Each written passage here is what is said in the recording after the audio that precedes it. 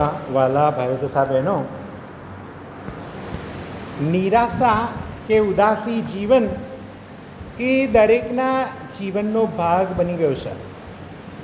અને આજે કોઈકને કોઈક રીતે માણસ નિરાશ રહેતો હોય, કોઈકને કોઈક રીતે કદાચ ઉદાસ દેખાય, અને ત્યારે પ્રભુ આપણને કહે છે ઉદાસ થવાની જરૂર નથી, ઉદાસ થવાની જરૂર નથી. ખાસ કરીને સ્ત્રોતકાર કે જે 43મો સ્ત્રોત 5મી કડીમાં શું વાત કરે છે કે મારા આત્મા તું કેમ ઉદાસ દેખાય છે, કેમ નિરાશ દેખાય છે. હિમુ જાતમ હતાશ સ્થાને તું હતાશ થઈને વ્યાકુળ શાને થાતું, પ્રભુ ઉપર તું રાખ ભરોસો, ગાન થઈશ તું ગાતો.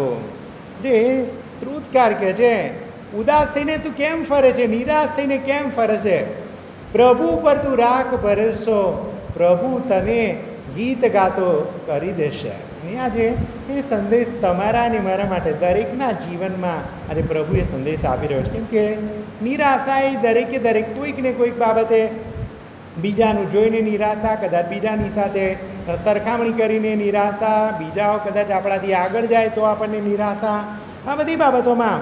એટલે ખાસ કરીને ઇઝરાયેલી પ્રજા, આમ તો આ સ્ત્રોત ક્યારે લખવામાં આવે છે, જ્યારે ઇઝરાયેલી પ્રજા એ દેશ નિકાલમાં હતી ને ત્યારે એમને આ બધું યાદ આવે, ત્યારે નિરાશા નહીં હતા. પણ સ્ત્રોતકાર એમને કહે છે કે તું વ્યાકુળ શું કરવા થાય છે, પ્રભુ પર રાખ ભરોસો, તું ગાન થઈશ તું ગાતો. અને એ જ આજે પ્રભુ તમને ને મને પણ કહે છે કે આપણે દરેક બાબતમાં ઉદાસ થવાની જરૂર નહીં. કદાચ પ્રભુ આપણને કંઈક નવું જીવન આપવા માગે છે, નવું કશું કરવા માગે છે.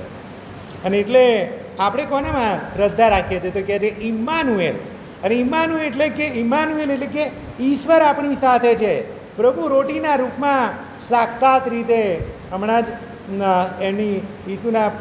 એનો તહેવાર ઉજવ્યો ને આપણે ઈસુના શરીર અને રક્તનો તહેવાર ઉજવ્યો, કે પરમ પૂજ્ય પરમ પ્રસાદનું પર્વ ઉજવ્યું. ને એ શું છે કે 24 કલાક હાજરી, 24/7 આપણી સાથે હાજર રહી શકે, એટલે એમણે એમની જાત એમાં આપેલી છે. એના પર આપણે વિશ્વાસ રાખીએ છીએ ને એટલે આપણે ડરવાની, નિરાશ થવાની, ઉદાસ થવાની જરૂર નથી. કેમ કે એ કરુણાનો સાગર છે, એ દયાનો સાગર છે. મહાપ્રસ્થાનના ગ્રંથમાં જોઈએ તો આપણે જીવંત ઈશ્વરમાં માનીએ છીએ ને એનું ઉદાહરણ મહાપ્રસ્થાન 7મો અધ્યાય, ત્યાં તો શું થાય છે, પ્રભુ શું વાત કરે છે, મોશેને શું કહે છે, મેં મારી પ્રજાની દશા મેં જોઈ છે, એ વાત કરે છે. મેં મારી પ્રજાની દશા જોઈ છે. આજે એવો કોઈ ઈશ્વર છે જેણે એની પ્રજાની ખબર હોય, અહીંયા પોતે આવીને એને કોઈ કહેવા નહોતું ગયું, પણ ખાલી જે બની રહ્યું એટલું જ એના ધ્યાન પર આવે છે. ને ત્યારે મોશેને એ આવીને કહે છે કે મેં મારી પ્રજાની દશા જોઈ છે ને એટલે તને હાકલ કરે છે. ને એને મોશેને હાકલ કરે છે. યોહાનકૃત શુભ સંદેશમાં 21મો અધ્યાય, ત્યાં ઈસુ વગર શિષ્યો નિરાશ થઈ ગયેલા હતા, એમના જીવનમાં તકલીફ હતી. લોકો બધો પાછળનો ધંધો શરૂ કરવા માટે, પાછળનું જીવન શરૂ કરવા માટે પહોંચી ગયા, પણ ત્યાં આવીને એમની વચ્ચે આવીને આખી રાત માછલા પકડવા માટે જાળ નાખે છે, કશું પકડાતું નહીં. પણ જ્યારે ઈસુ આવીને કહે છે કે મછવાની આ બાજુ તમે જાળ નાખો ને તરત જ એ પ્રમાણે કરે છે. ને ત્યારે ખબર પડે છે કે 153 માછલી પકડાય, 153 માછલી પકડાય. ત્યાં એ લોકો ઈસુને બોલાવવા નહોતા ગયા, ઈસુને શોધવા નહોતા ગયા, પણ ઈસુ એમની મુશ્કેલ પરિસ્થિતિમાં જોઈને એ નિરાશાની પળોમાં, એ ઉદાસીની પળોમાં પ્રભુ ત્યાં આવીને ઊભો રહે છે. આજે એ જ પ્રભુ તમારી ને મારી પાસે પણ ગમે તે બાજુ આવીને ઊભા રહે છે. અને એટલે કદાચ આપણી નિરાશાની પળોમાંથી બહાર આવીએ. યોહાનકૃત શુભ સંદેશમાં 5મો અધ્યાય બેથેદાની ત્યાં વાત કરે છે. આ માણસ પણ ત્યાં જોઈએ તો કે જે છેલ્લા 38 વર્ષથી પીડાતો હતો, 38 વર્ષથી એ પીડાતો હતો, અને એને સારું કરવા માટે કોઈ નહોતું, પણ પ્રભુ એને શોધતો જાય છે ત્યાં આગળ. અને એને જ ઘણા બધા હતા, એને પૂછે છે ભાઈ તારે સારું થવું છે, એને પૂછે છે. કેમ? એને ખબર હતી કે આ માણસ આડત્રીસ, એટલે કે હું તો છેલ્લા આટલા વખતથી અહીંયા બીમાર છું, પણ કે જ્યારે પાણી કોઈ હલાવે છે ને હું જવા જવું એ પહેલાં કોઈ ત્યાં પહોંચી જાય છે, એટલે કે તારે સાજા થવું છે એ વાત કર, બસ એ જ. અને એની એ નિરાશાની પળોમાં નવી આશા બનીને પ્રભુ આવે છે, એ ઉદાસીની પળોમાં નવી આશા બનીને આવે છે. અને એ જ પ્રભુ તમને ને મને પણ આપણી મુશ્કેલીની પળોમાં, આપણી બીમારીમાં, આપણી ઉદાસીમાં પ્રભુ શોધતો આવે છે.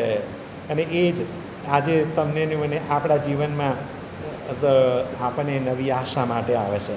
માતિકૃત શુભ સંદેશ 14મો અધ્યાય, તો ત્યાં પણ શું થાય છે એ કે જે શિષ્યોને ગાલિલને પેલે પાર જવા માટે જણાવે છે કે તમે જાઓ ત્યાં ગાલિલને પેલે પાર. અને ત્યાં એ લોકો જાય છે ને ત્યાં પાણીમાં તોફાન આવે છે, અને ત્યાં ઈસુ પાણી પર ચાલતા ચાલતા એમની પાસે પહોંચી જાય છે. કીધું એ જ કે દરેક તોફાનને શાંત કરવા માટે પ્રભુ સક્ષમ છે, શક્તિમાન છે, ને આપણા જીવનના પણ બધા તોફાનમાં એ તોફાનને શાંત કરી શકે છે.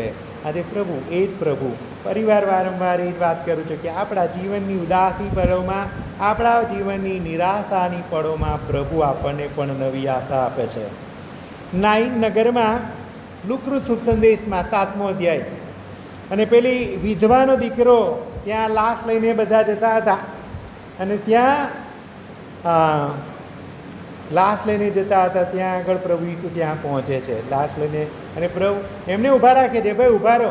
પેલા કહે છે આ તો મરી ગયો છે, પેલા કહે છે ના તમે ઊભા રહો, અને એને ઊભા રાખીને અને એમનું એ વિધવાનું દુઃખ જોઈને પ્રભુ ઈસુ એ દીકરાને સાજાપણું આપે છે, એને નવું જીવન આપે છે, એને નવું જીવન આપે છે. આજે એ પ્રભુ કદાચ આપણે પણ આપણા સાચા દિલથી પ્રભુ પાસે જઈએ તો આપણને પણ એ નવું જીવન આપવા માટે સક્ષમ છે.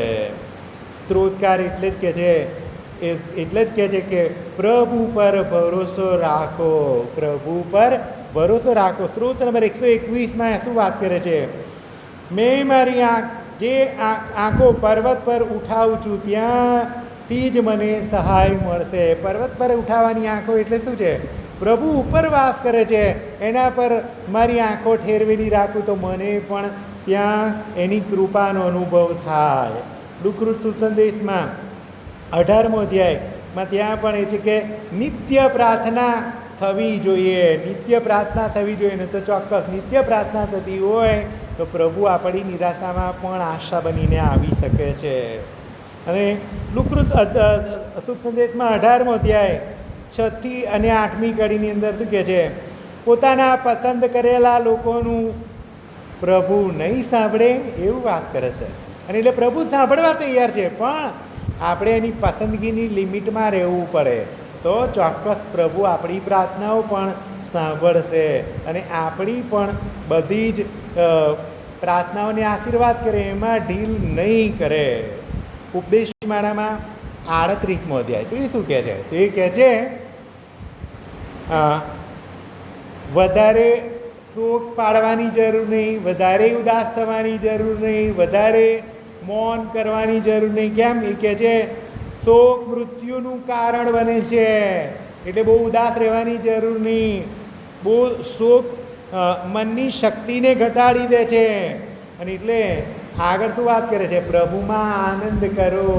સંત પાઉલ વાત કરે છે પ્રભુમાં આનંદ કરો, બહુ શોક પાડવાની જરૂર નથી.